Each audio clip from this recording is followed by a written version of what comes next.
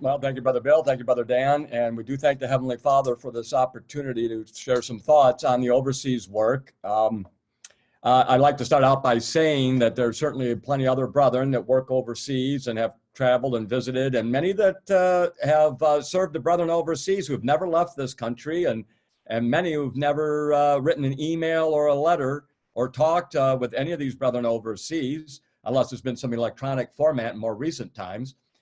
But they've been through prayer and other supports, contribution of literature and all, have really served brethren in all around the world. And it's a wonderful testimony of the Spirit of Christ amongst the brethren to serve those whom they haven't seen. And I want to also relate that my first involvement with the overseas work was 1982. 38 years ago, when Brother Bob Davis was moving from the Detroit area over to where he currently lives outside Jackson or in Jackson, and to ship literature for the African Committee back in that day. So we agreed, we did that for a number of years. And then our first trip to India was with Brother Brent Hislop, and he was encouraged to go by Sister Alice Snyder. And dear Sister Alice Snyder had traveled to India earlier and thought that they would benefit, and Brother Brent would benefit from a trip to India. And he asked me if I would go, and I did gratefully. And we went together, and that was in 1984, 36 years ago. So I'm bringing that out for a very specific reason. That is that we've been observing the work in India and Africa for 38 years, and we've seen how it has increased due to the Lord's overruling.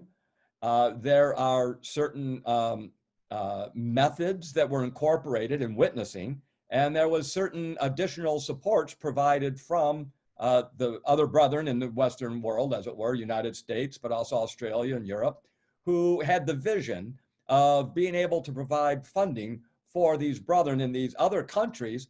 They had the zeal, they had an audience in their midst in India and some of these countries in Africa. And they then developed, some of the brethren developed the methodology of holding a public meeting and then having an organized follow-up method as a result of the public meeting. They followed up on the names individually. And many brethren got involved with this, and like anything else, success breeds success. So as the brethren were seeing that there was sincere interest and they could follow up with these individuals. And of course, many didn't continue once they heard the truth. They were, they didn't accept it, or they were discouraged by their nominal churches or family members, and many fall away. But there was enough that stayed that it continued to grow exponentially, just like a pyramid. How when you have a small amount at the beginning, but each one, if they add one or two, then that one adds one or two, and it continues to grow. So with that work, with the advent of the means, electronic means of communication, transferring funds, getting literature sent, the work has grown well, so that last year in India, Brother Bill and Ruth and I, we were at a convention where there were a little over 1,700 brethren present. It was held in India. And the reason we could tell you that there were over 1,700 present, all in the same room, massive room that they hired, was because each one of us had a name badge that was numbered so that they could keep track for meal purposes and for sleeping purposes. And the way the brethren there did it, we had a hotel room, that was nice. But they literally just roll out sleeping mats, and the brothers slept in one great room, and the women and the children slept in a separate great room. And we came one morning when they had a baptism at the morning convention, and 16 were immersed, and those 16 were immersed at 6 a.m. because they wanted to be back in time and cleaned up for the convention starting. But all those brothers and sisters, 1,700, slept on the floors and used the community bathrooms there. Of course, one for men, one for women, but they were just on site. This is like a giant, think of it like a wedding hall that they were able to rent in a city. And the brethren provided all the food, and they had a medical table set up that was very active, and they had a book table set up. And it was a joy to see all the Harvest Truth literature, the various Bibles and Brother Russell's writings being available in English as well as in the Indian language of Tamil, which is the predominant language that the brethren speak there, but there are others: Kannada, Telugu, Marathi, and Malayalam. However, that being said, there's probably over 3,000 brethren in India, and I would say the vast majority of them have come into the truth in the last 20 years. There are old timers there that go way back, that's for sure. But the majority are new, they're interested, they usually have a good level of education. As you know, the advent of technology, a lot of these jobs for people who have technical skills are in India, and they work for American and European countries and Japanese countries and such. And so they are in a better frame of mind in India, in Myanmar, in Sri Lanka, and throughout different countries in Africa. They're in a better frame of mind to be able to receive the truth, because they are now in a more elevated, educated position, and they're not the poorest of the poor. They can actually provide for themselves. They're like, as it were, middle class. The majority are like middle class, but in their countries, middle class. And so they can pursue the truth and serve the truth. And many of them sacrifice very greatly. In India, on this last trip, that we saw completed books like The Doctrine of Christ, that you're familiar with out of Chicago, reprint articles. I said that wrong. I said Doctrine of Christ. That's true. They translate. I wanted to say The Life of Christ book. Sorry, that's what I wanted. The Life of Christ book, the reprint articles about our Lord. A sister sold her house, single sister, sold her house, took that money to provide for herself in a rented room, and she translated that book into Tamil. She had the elders approve it and proofread it when she was done, and she paid for the whole printing herself, over 1,000 copies. And we would have never known that. She didn't come up to us and say, look what I did. We would have never known that, except some of the elders at the convention pointed her out to us at the convention and her book. And we talked with her, and she's engaged in translating other books into Tamil, Harvest Truth books. So it's just marvelous when you see that kind of a thing. The harvest work in Sri Lanka is now entering in its third year. There's 2 developed ecclesias there, and they're over 7 now consecrated. 3 were just immersed, so I think that brings them up to 10. Yeah, about 10 consecrated. And it's very interesting that the Indian brethren have traveled to Sri Lanka, which is off their coast, and they've stayed there. A brother will stay there for a month at a time. And they witnessed, and then a family accepted the truth there, Brother Marcus and his family. And they invited the brothers who would visit from India to stay with them and set up a whole separate room for them and provide for their meals and lodging. And so they would have these, conduct these follow-up meetings. And that's how the truth has got started there. But I want to say that currently there's a brother by the name of Brother Victor. He's married. He has about a 3-year-old son there in India. And he was serving for supposedly a month in Sri Lanka in the follow-up meetings and is helping to establish the brethren. And he got stuck there with the lockdown from the coronavirus, and Sri Lanka closed their border. He couldn't return back. And now he's been there over 2 months now without being able to return home to his family. But he's in good spirits. He does views it all as serving the Lord. So there's a wonderful example there. Now the brethren in Myanmar, they are now over 35 consecrated. And time fails me. I can't bring out all the wonderful things that they've been doing there, except to say that Brother Nang Nang So married a sister, No Fla Shi, who attended one of the follow-up meetings and accepted the truth. And afterwards, they got married. And together, they form a nice team in serving the truth. They open up their apartment room for the Sunday meetings in the chief city there in Myanmar, which is formerly known as Burma, Yangon. And they have at least 20 consecrated to attend there. And then they have meetings in about 3 outlying villages where there are ecclesias in each of these. And an interesting element going on there is that there's we just sent out a picture that was taken, a Sister Mary and a Sister Day, both single sisters. They worked and lived in Yangon because that's where the money was. Sister Day was a cook for a family, but she takes and spends her money and her time traveling out to the villages where she tries to witness to families. And there's a beautiful picture taken on by Sister Mary of Sister Day sitting on the floor in the wood house, very common, up on stilts because they are in rice paddy land and they have their annual floods for their rice paddies. So they're in the stilted house sitting on the wood floor, and the family is all around her, and she's got a nice little chart of the ages in Burmese, and she's explaining the truth to them. And they do that under their own motivation. And when the interest becomes sufficient, then Sister Day introduces them to Brother Nang, and then Brother Nang takes over the studies because they want to be very careful that the sisters shouldn't usurp their authority according to Scripture. And we must really appreciate that their sensitivity to want to follow biblical principles there. One of the interesting things is a brother, Edward Akwasami in India. He's a biology professor. He has a lot of time on his hands when he does his job because he's not actually teaching. He's more in the supervisory role of a department at a small university.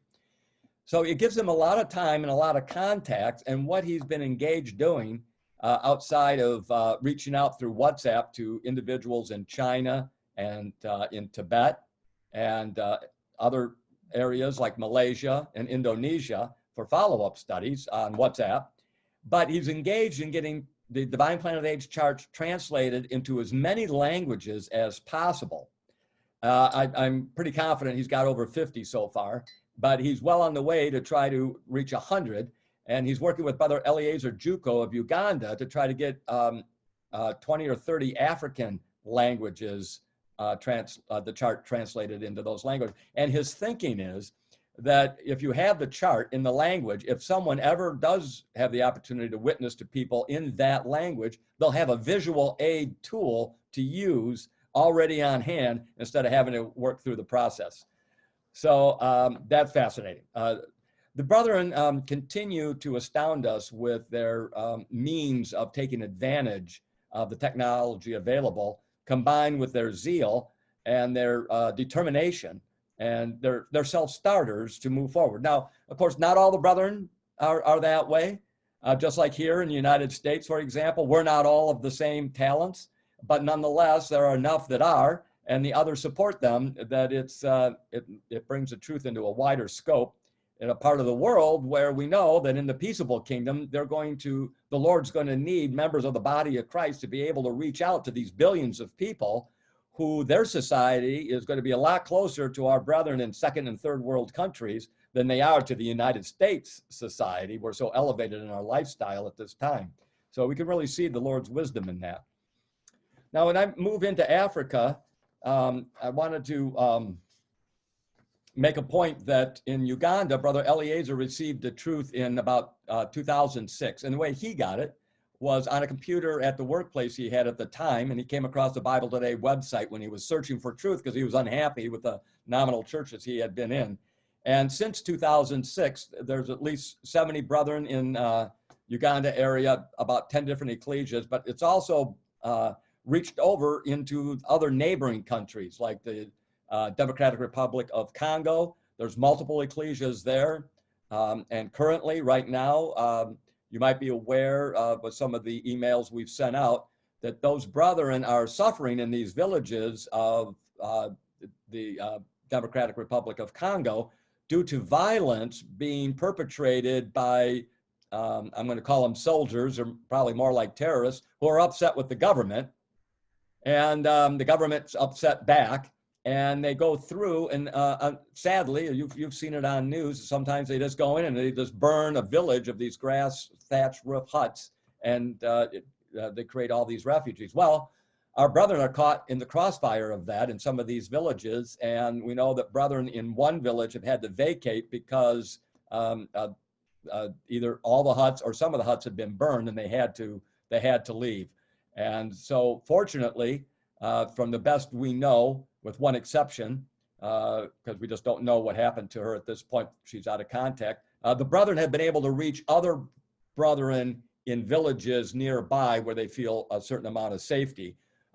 It's currently being monitored by brethren in order that if they all have to flee, then cross over from Congo, DR Congo, into Uganda, then the brethren here in the States will provide humanitarian need in the need of tents and mattresses and such, and food. So that is a distinct possibility.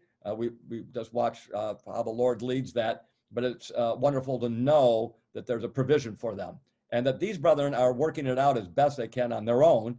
And so far they've asked for extremely little. The work in Rwanda got started there. There's several ecclesias in Rwanda. Brother Silver has been engaged there, but he got the truth through attending a public meeting that Brother Eliezer had in Uganda. But Brother Silver is a teacher, and he transferred into neighboring Rwanda, and he started witnessing. And in that, he's developed a nice little ecclesia.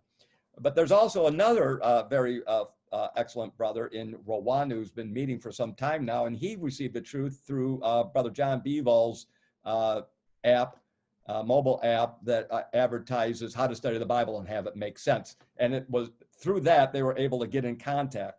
So that was a wonderful mechanism and experience. And I want to, I'm talking very fast because I'm looking at my time. And I wanted to get to a point where I wanted to bring out that even though we have brethren in Tanzania, Zambia, and of course in Nigeria, where there's at least 15 different ecclesias active, which we appreciate. We wanted to talk here at the last about what's going on in a little backwater country called Malawi. Malawi has been technologically left behind, and that's that's the words to describe it by Brother Anthony, who lives in Malawi. He's received the truth. It's hard for me to quite nail it down, maybe 10 years ago, but he's been far more active more recently, that's for sure. And but he's a fine brother. Some of you may know him, Brother Anthony Malis. And he's very energetic for the truth, well studied. And he came in contact with a brother by the name of John Nelson, who's 92 years old. And he was stunned to find out that this brother, John Nelson, who lives out in a village, received the truth when he was working in one of the mines in South Africa many years ago in the 1980s, I want to believe. Now, I want to read a little bit about a current report, because I think there's a very powerful lesson in this. So bear with me. This is a report that Brother Anthony from Malawi submitted after his second interview and visit with his brother John Nelson, 92 years old.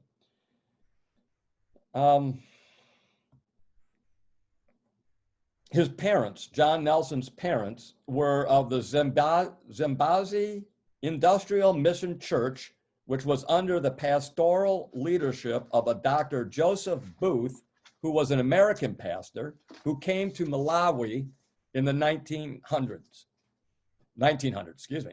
Both parents were ordinary subsistent farmers, whereby that means they depend only on growing crops for food consumption and not for commercial resale. That's to tell us how poor his parents were. That's the family he was born into in this little village. His village life was like other little African villages, very simple. He went to a mission school to get his education, but he had to drop out because his parents couldn't afford the fees. He got basically to grade 5. He learned to read and write English, but he wasn't able to finish anymore because he couldn't attend because they couldn't pay. Now, he was born into the Christian family, was brought up. and he was dedicated in all church activities. So in other words, he was very active as a Christian. And he was a youth director, and he was a church elder in this Zambezi Industrial Mission Church. In 1956, he was 28 years old. He got married from a neighboring village, but it was the same area. They were of the same faith, same Christian faith, and she ended up being his cousin. Now, that's how small these villages are. Now, he had 5 children himself, 3 girls and 2 boys. And things went well at the beginning of his family, but after a while, there was a severe drought in Malawi area where they lived. They had no harvest, and he had to think of other alternatives to feed his family. So the long and short of it is, through other encouragements, he went to South Africa to work in the mines. He heard it paid well. And when he was in South Africa, it was a mine in Johannesburg. He found the truth through a white supervisor by the name of Brother Mike. He was a supervisor at the mine, and he was of the Bible Students Association. Brother Mike introduced the truth to him and other Malawian friends who were there, and it was him with the Zambizian citizens who came with the truth, and they started meeting with other brethren. And Brother John Nelson at 92 couldn't remember their names, so much time had passed. But he had water baptism there in South Africa by Brother Mike, and Brother Mike held study classes in his house. Now remember, he's a supervisor in this mine. He's a white guy. And the brethren used to go, and they'd have their study meetings there. So Brother John Nelson had a desire to take the truth to Malawi, and so he asked Brother Mike if Brother Mike would help him to do this. So he gave him study materials. He gave him a set of the 6 volumes and 3 extra booklets of the Divine Plan of the Ages and a copy of the reprints and a chart of the Divine Plan. Bless Brother Mike. So Brother John Nelson comes back to Malawi. It was 1983. And when he came here, he took a train on his way home. He took a train. He witnessed to some others there. They were exchanging the truth. And by that, they got to spread the truth into some other areas besides Malawi. They spread it into Mozambique. So now there are about, basically, to try to make this shorter, there are basically 6 ecclesias in Malawi and another 2 in Mozambique. Brother John Nelson still has these volumes with him. And Brother Eliezer Juko will be traveling from Uganda down to visit as soon as the travel bans are lifted from the coronavirus restrictions. And Brother Anthony in Malawi and Brother Eliezer has asked us to ship 10 sets of volumes, 30 Tabernacle Shadows, 30 volume 1s, 40 hymn books, and other truth books and literatures we might have it. So the boxes, 15 boxes, are all packed from donations that brethren have sent to us that we've been collecting. 15 boxes are packed. They'll be shipped by DHL on Monday. All the forms have been filled out. And believe it or not, DHL should get them to Brother Anthony in Malawi in probably about a week if their success rate is anything like what it's been to India and other places we've shipped in Africa. So, brethren, I want to close there with that saying, certainly remember these brethren in prayer, but it reminds me, it's certainly much smaller than what happened in Romania, that after Ceausescu fell in the late 1980s, I think 89, and communism fell in formerly Eastern Europe, the Eastern Bloc, that we suddenly find out by getting a simple letter from Sister Betty Precup that there's about 2,000 brethren in Romania had been there all along, separated from us and others because of communism, and that how they thrived. And so this is another example of how someone had gotten the truth in South African mine and took it back to their countries and spread it and survived. And they underwent persecution and hardship. I didn't read that all to you, but they maintained their faith and it blossomed. So the Lord's hand isn't short. We know that, but it's just wonderful to see these testimonies of how it prevails. So I'll end there on that note. It's a very positive note indeed, but it's something, again, that's ongoing. We'll just wait and see how the Lord develops it. Over to you, Brother Bill. Well, thank you, Brother Rick. We rejoice in that. For those who would like to have it, the 2019 trips to Africa, to Myanmar, to Sri Lanka, to India, the videos are available on YouTube. I put the links in the chat right now. You'll have to copy those links and paste them. These are not videos that are open to the public. So these are the only way you can get in there. You can't search and find it some other way. So copy those links and put them someplace where you can look at them later if you would like. And we appreciate that. I will ask if there was anybody else who wanted to make an addendum. My addendum would be looking at those videos. They'll explain everything better than I ever could. Is there anybody else who, over this last year who has been to any of the foreign countries that would like to make any reports? Brother Dan. Well, Brother Bill, I'm disqualified because it hasn't been in the past year. In fact, it was 23 years ago that I had my last trip to India. I went twice with Brother Rick in 1993 and 1997.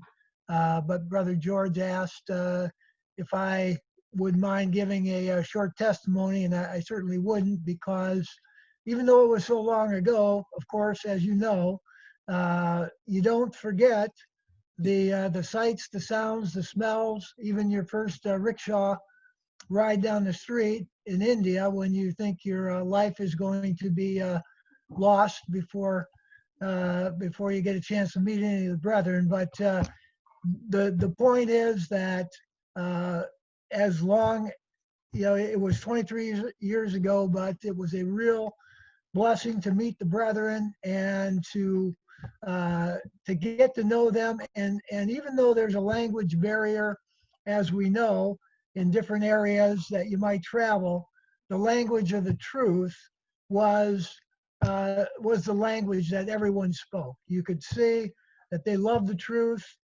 just as you love the truth. They were hungry to know the truth. And when I was there with Brother Rick, we went to conventions, we visited homes, the humble homes of the brethren.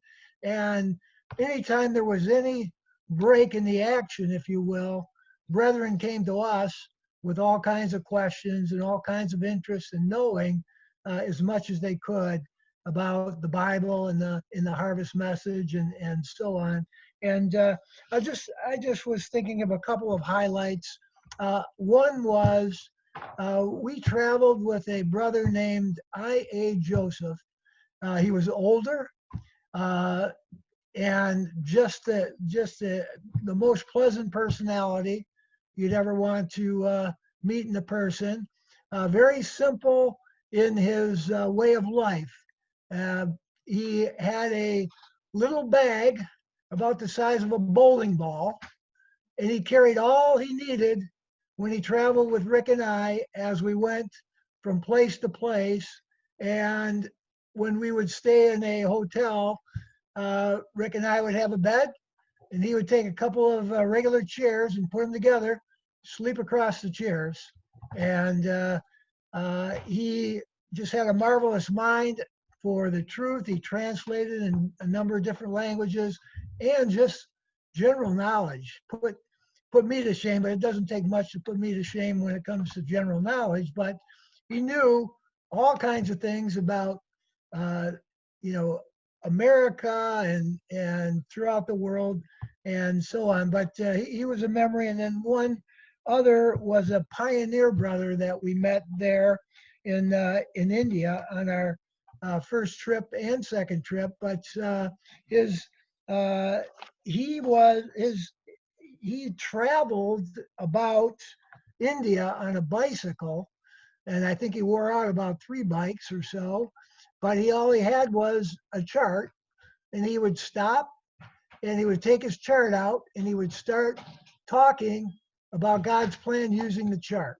And he brought in hundreds of brethren in India in that way. And so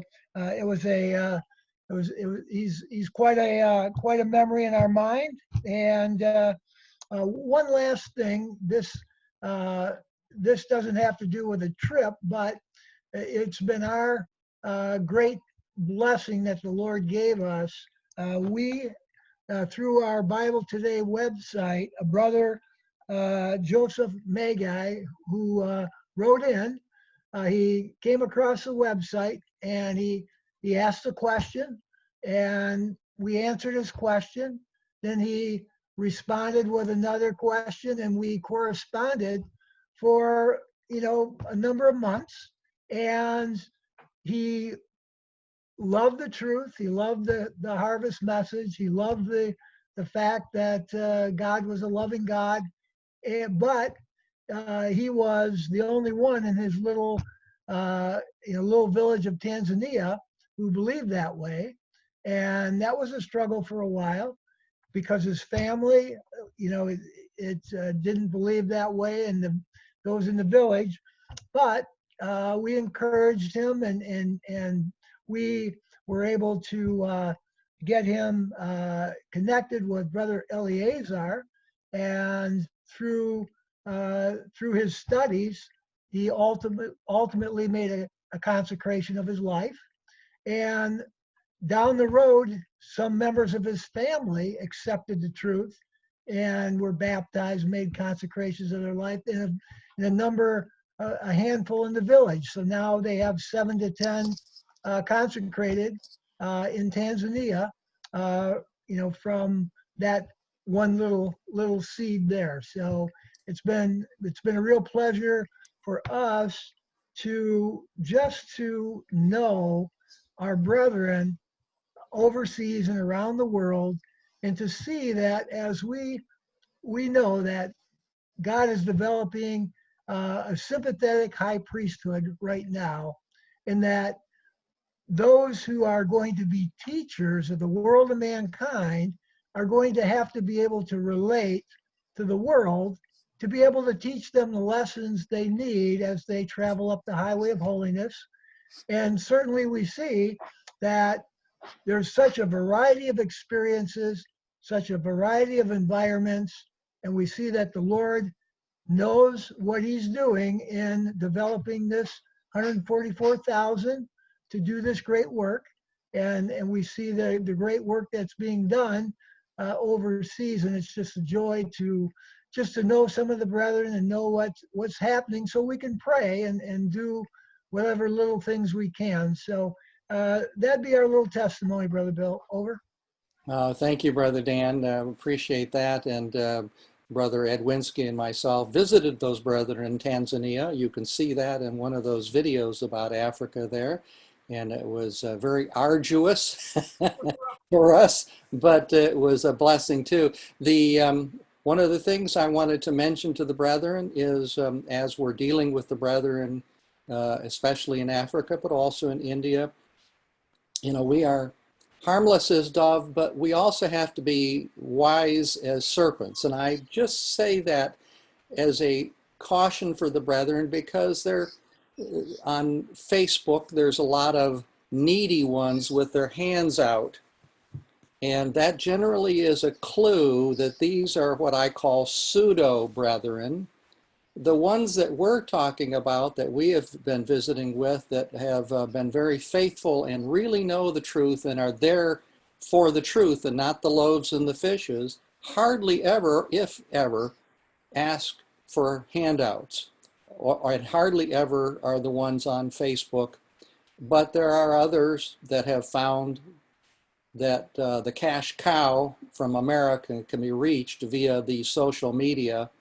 And so be cautious. Talk to those who have actually met with them before you get too overly sympathetic to them. Brother Bill, Yes. Brother Bill, this is Brother Ed. Brother Dan mentioned Brother Joseph. Like you said, we were there. We saw the other individuals immersed, or you did. It was too rough of a trip for me. But anyway, remember Brother Joseph, many of us on the East Coast got inundated with rain. Well, over there, one of their main staple crops is cassava. The best way I can describe cassava is Elmer's glue with oatmeal. But it's a very critical crop. A lot of their had crop failure. So just trying to get by on their daily living is extremely difficult on a good day. And then with all the rain, it makes it even more difficult for them. But also, like Brother Rick mentioned, Brother Anthony. We met Brother Anthony when he lived in Khartoum, Sudan, a long time ago at Brother Eliezer's home. And at the time, he was the only brother in a predominantly Muslim country. And what just blew me away was he was translating the 53 lessons that they use into Arabic to witness. And just recently on Facebook, he posted a picture of he was witnessing, and he had a meeting at his home in Malawi, is how you pronounce it, of 27 people that he was witnessing to and had them over to his home, which was just incredible. Last Saturday, we had the privilege of Brother Friday, who lives up in Paeta, Uganda. It's right on the Congo border. Literally, if you go down the valley, there's a river, it's called the Ebola River. You're in Congo. And this is where the brethren get most of their water. And he was reporting much confirm what Brother Rick was saying, but in addition, the Ugandan government has sent soldiers up to the area for protection. And when we talk to him, it's incredible. It just is amazing me on this brother. And we talk about 2 minutes on how things, how you doing Friday. And then for the next 28 minutes to 40 minutes, we talk about truth activities, what we're studying. And it's very uplifting, where these, in my mind, are the poorest brethren I have ever met. But yet they are one of the most richest brethren in faith and zeal and love of the truth. And it's the whole area, West Nile and that, and it's just, like I'm telling Bill and my wife's sister Luann, if we could, we'd be there tomorrow. But because of the love of the truth. And they never, ever talk about, maybe, like I said, 2 minutes out of 30 on their temporal affairs. Everything else is on activities, their studies. And Friday keeps asking, well, how are the American brethren? We hear the coronavirus is, you guys are in lockdown. He was more concerned about us than, which was amazing, because they hear all this stuff on the news. And I said, Friday, we're no different than you are. But we should be very thankful for this means of communication that we have, because over there, maybe one person has, like Friday's the only one who has internet, and he has to go to a cafe. And so they are keeping in, like Rick said, in contact with each other. And they're monitoring, their last communication, he said, they're at a moment's notice. Some of the villages, some of the brethren may have to leave to another village. So remember them in prayer. Over. Thank you, Brother Ed. And Brother Rick, will turn it back to you for any last comments.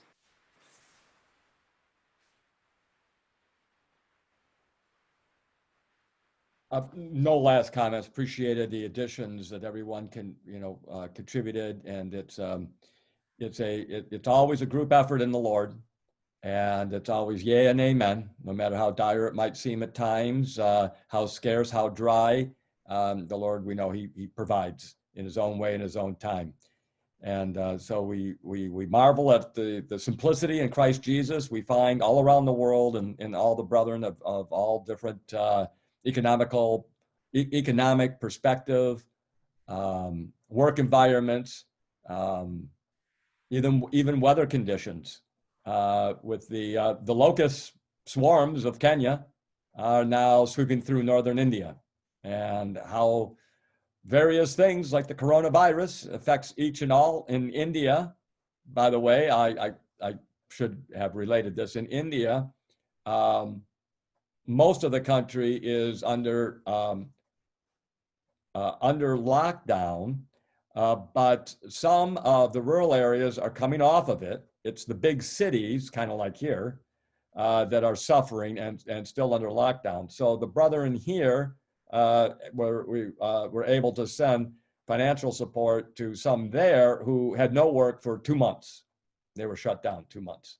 And in the big cities, they're just starting to come back. And their government didn't give them like the aid that our governments here in the US have been given to people. They got bags of rice, a little bit of oil, and that's about it. And not everyone got it the same. But nonetheless, there was no complaints. They did help themselves amongst themselves. And it was just at the very end that some asked for some assistance that way. But so I'll leave it there at that, Brother Bill.